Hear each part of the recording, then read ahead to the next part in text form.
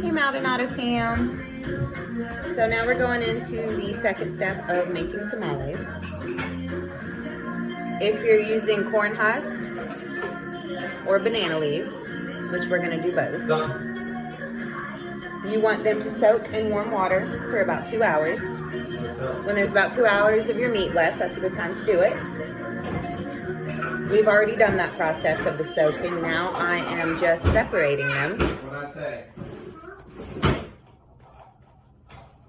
Right now. And then the banana leaves, usually when you get them, they're gonna come out like really long, and you're gonna have to cut them with scissors, or you can just tear them with your hand, but you're gonna want them about this big.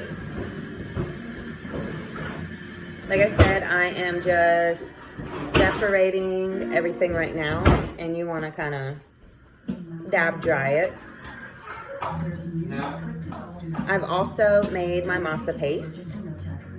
So what I did, because we're making so much, is I added 8 cups of masa to 9 cups of water. And now the water I used was the water I boiled my meat with because of all the seasoning. It's gonna give it so much flavor. You're also gonna add 3 cups of Crisco. And before you add the Crisco, you're gonna wanna beat it in a bowl until it's kind of like a marshmallow consistency. Yeah. And then you're gonna mix the masa, you're gonna mix that water, and you're gonna mix that Crisco. And you're gonna wanna use a beater, which I did first.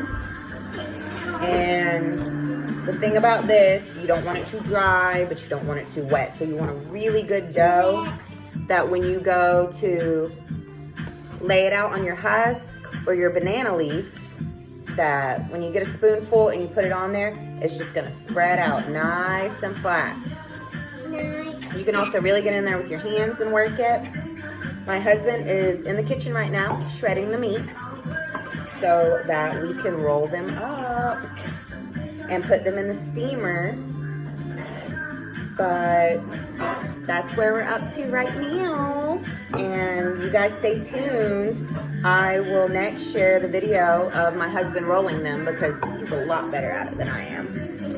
But stay tuned, guys. Be sure to like our page, share, subscribe, and stay tuned for more.